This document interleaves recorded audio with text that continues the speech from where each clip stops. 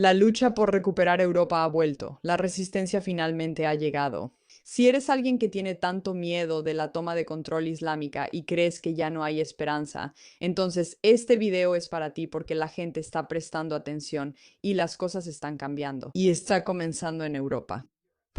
Todos decían que era cuestión de tiempo, tasas de natalidad en aumento, migración masiva, una toma cultural ya en marcha. Occidente se doblaría, Europa se inclinaría y el Islam heredaría el futuro. Sí, creo que así es como muchos de nosotros nos sentimos. Esa historia se está desmoronando, no lentamente, no en teoría, ahora mismo, en datos gubernamentales, en registros de migración, en encuestas dentro de los propios corazones de la fe. Se han levantado dos muros, uno en Occidente y otro dentro del mundo musulmán, y la fuerza imparable acaba de chocar contra ambos. Empecemos con Europa, porque los cambios de política ahí son imposibles de ignorar. Y en ningún lugar el giro en U es más pronunciado que en Suecia, el país que alguna vez se autodenominó una superpotencia humanitaria.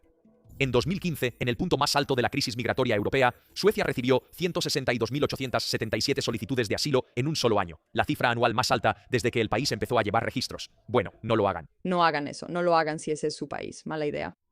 La presión sobre el sistema, la integración se estancó. Las preocupaciones sobre la violencia de pandillas y los vecindarios segregados explotaron en un debate nacional que antes se consideraba demasiado delicado, incluso para llevarse a cabo. Durante años, el establecimiento sueco había tratado las críticas al modelo migratorio como un tema casi tabú. Y muchos países todavía lo hacen, pero recuerda cómo hace 5 años, si te atrevías a decir algunas de las cosas que ahora decimos, no solo te habrían arrestado, sino que te habrían visto como la mayor racista islamófoba de todo el mundo. Y ahora casi se está volviendo normal poder hablar de los problemas reales. Eso, en sí mismo, es un cambio enorme, un cambio que creo que no valoramos lo suficiente. Cualquiera que expresara preocupaciones sobre la integración, las comunidades paralelas o el costo a largo plazo del estado de bienestar corría el riesgo de ser etiquetado como extremista. Luego, los datos lo confirmaron. Suburbio tras suburbio en Estocolmo, Malmö y Gotemburgo desarrollaron concentraciones de poblaciones nacidas en el extranjero, donde el desempleo era el doble o triple del promedio nacional, donde la policía había comenzado a designar zonas vulnerables y donde la violencia se había intensificado, hasta el punto de que Suecia, de todos los lugares, registró una de las tasas más altas de homicidios por arma de fuego per cápita en Europa.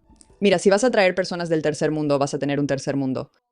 Algo tenía que cambiar. Para 2022, el acuerdo de Tidö lo cambió todo. Una coalición de centroderecha respaldada por los demócratas de Suecia, el mismo partido que había sido intocable políticamente durante 2 décadas, se sentó y tomó una decisión que habría sido impensable una década antes. Deliberadamente, reducirían los derechos de asilo al mínimo legal permitido por la Unión Europea y el derecho internacional. Quiero decir, ¿Cómo es posible que eso no sea simple sentido común? No lo entiendo. y declarado abiertamente, era hacer que Suecia no fuera atractiva para los recién llegados. Funcionó. En 2024, las solicitudes preliminares de asilo cayeron a 9.645, una disminución del 23% respecto al año anterior y el nivel más bajo desde mediados de los años 80. En 2025 la cifra cayó aún más a 6.737. Mira, si no haces que sea atractivo para que la gente venga a tu país, entonces no van a querer venir a tu país. Es una locura que esto no sea simple sentido común. Todos están hablando de la necesidad de expulsar ciudadanos y de actuar de manera extrema, lo cual probablemente es algo que se tiene que hacer. Pero el hecho de que estas personas vengan porque el dinero de tus impuestos hace que sea tan cómodo para ellos significa que el primer paso es simplemente hacerlo menos cómodo. Es solo sentido común. Mira lo que muestran los datos. Pero los números cuentan solo la mitad de la historia. La arquitectura legal detrás de ellos es lo que realmente muestra el cambio. Un reglamento que entró en vigor en marzo de 2025 terminó con el llamado sistema EVO, donde los solicitantes de asilo podían elegir su propio alojamiento. Las autoridades dijeron que ayudaba a crear sociedades paralelas segregadas. Ahora, la ayuda financiera es condicional a vivir en centros de recepción administrados por el Estado. Las prohibiciones de reingreso para solicitantes rechazados se extendieron de 1 a 5 años. La vía para cambiar a permisos de trabajo, donde los solicitantes de asilo rechazados podían pasar silenciosamente a permisos de trabajo y quedarse de todas formas, fue abolida a partir de abril de 2025, y la medida más llamativa de todas, la subvención de repatriación. El gobierno sueco había propuesto aumentarla a 350.000 coronas suecas por persona, aproximadamente $38.000 estadounidenses, para entrar en vigor en 2026, en comparación con solo 10.000 coronas por adulto bajo el sistema anterior. Un aumento de 35 veces. Las matemáticas son simples. Suecia ahora está dispuesta a escribir cheques grandes para convencer a los migrantes de que se vayan voluntariamente en lugar de luchar batallas de integración durante los próximos 40 años. ¿No tendría más sentido si van a usar el dinero de tus impuestos? Al menos no debería ir a que se queden en hoteles en los que te gustaría hospedarte, sino más bien en convencerlos de que se vayan a otro lugar. Es un sistema muy sencillo, no tienes que literalmente recogerlos y sacarlos a la fuerza. También puedes incentivarlos, no va a funcionar en todos lados. No va a funcionar en las sociedades que ya están demasiado perdidas, pero quizá en países que se sienten un poco incómodos. Esto ya no es la Suecia de 2015, pero Suecia es solo el acto de apertura porque Dinamarca ha ido más lejos que cualquier país en Europa.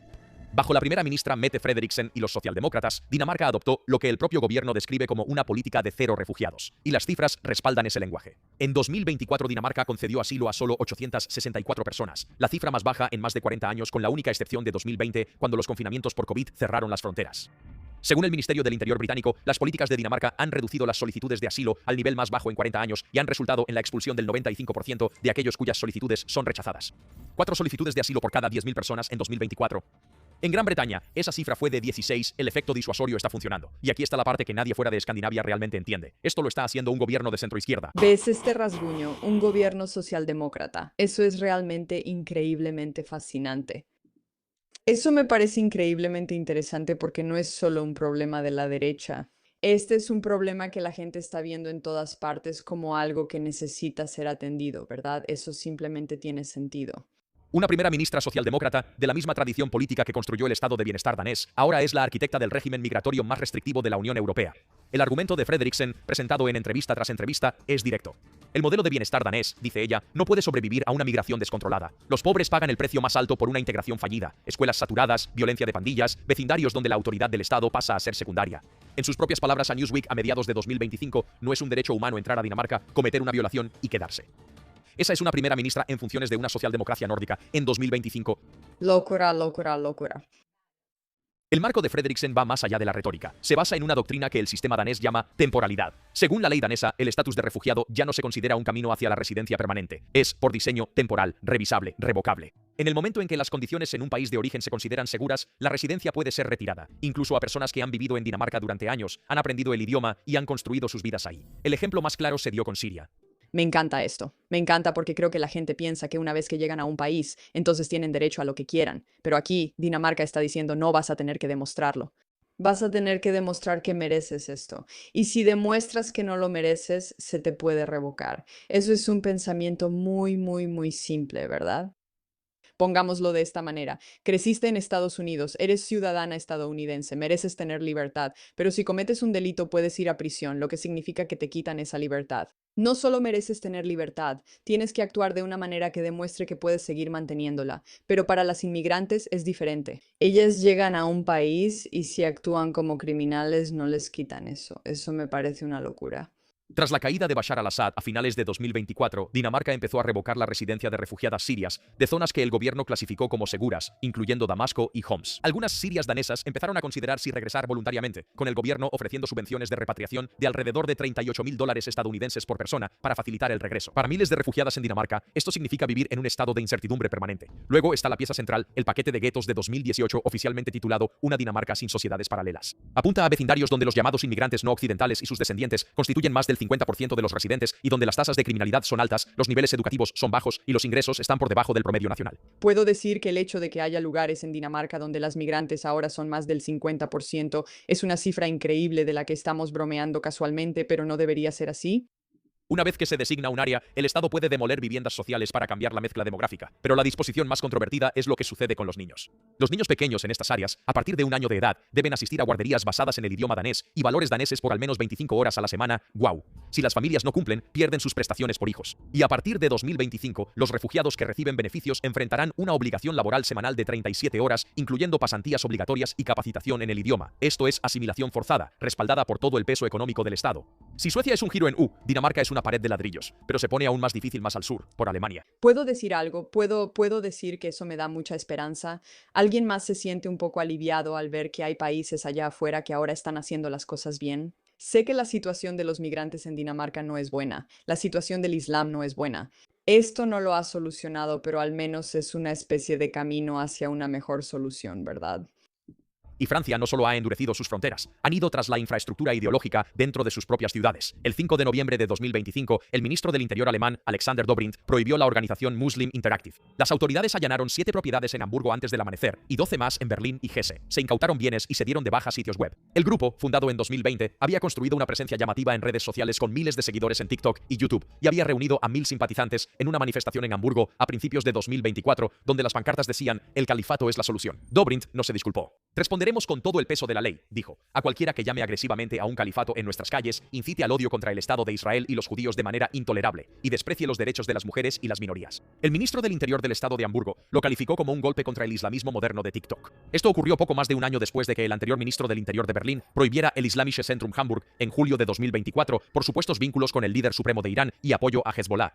El ICH, que operaba la llamada Mezquita Azul a orillas del lago exterior del Ulster, había estado bajo vigilancia de la inteligencia alemana durante años. Las autoridades incautaron pruebas de que el grupo operaba, en sus palabras, de manera altamente conspirativa, utilizando organizaciones benéficas como fachada para canalizar influencia e ideología en las comunidades musulmanas alemanas.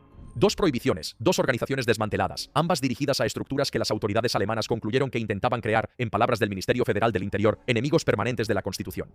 Esta es la parte que redefinió silenciosamente el enfoque alemán. Las prohibiciones no fueron reacciones a actos específicos de terrorismo, fueron preventivas, lo que algunos expertos legales ahora llaman aplicación de la ley antes del crimen. Las autoridades alemanas ya no esperan a que las organizaciones radicales cometan actos de violencia. Están desmantelando estructuras cuyos objetivos declarados, según la interpretación del gobierno, socavan el orden constitucional mismo. Puedo decir algo, por mucho que me guste que Alemania esté haciendo eso porque es importante, Alemania todavía tiene un largo camino por recorrer. Y aunque este video realmente está pintando un panorama de que todo está mejorando porque nos muestra cosas positivas, también es lo que hacen los medios, pero al revés. Nos muestra cosas negativas y dice que todo se está desmoronando, incluso cuando esa no es la realidad. Alemania no lo está haciendo tan bien. Tampoco Francia. Y el hecho de que estén prohibiendo y pensando en las cosas de manera preventiva es una buena señal en la dirección correcta, pero todavía no es una solución completa. Lo interesante de esto, sin embargo, es el recordatorio de que, aunque constantemente escuchamos que no hay nada que podamos hacer y que la única respuesta a la migración ilegal es o la violencia extrema o simplemente aceptarla, sí debemos recordar que existe un punto medio. Que si tienes a las personas correctas en el gobierno, y por eso es emocionante que Keir Starmer haya sido removido, cuando tienes a las personas correctas en el gobierno tomando buenas decisiones, entonces hay acciones que se pueden tomar para retroceder. Necesitas votar por personas inteligentes. Esto no se trata de izquierda ni de derecha en Suecia o en Dinamarca. Ese es un gobierno de izquierda, y en su mayoría este es un tema del que la gente habla en la derecha. No tiene nada que ver con tu afiliación política. Tiene que ver con personas que están dispuestas a, de hecho, ver la verdad y luchar. Y si tienes un gobierno fuerte, entonces realmente puedes defender a tus ciudadanos. Esa es nuestra responsabilidad. Elegir personas que realmente vayan y hagan una diferencia. Porque puedes hacer una diferencia. Puedes cambiar las cosas y puedes desincentivar hasta cierto punto. Tara, no va a existir una realidad en la que salves a Europa solo desincentivando o dando incentivos para que se vayan. Ese no va a ser el caso. Va a ser necesario que haya respuestas más intensas. Sin embargo, es un paso en la dirección correcta. Gracias por tu atención a este asunto.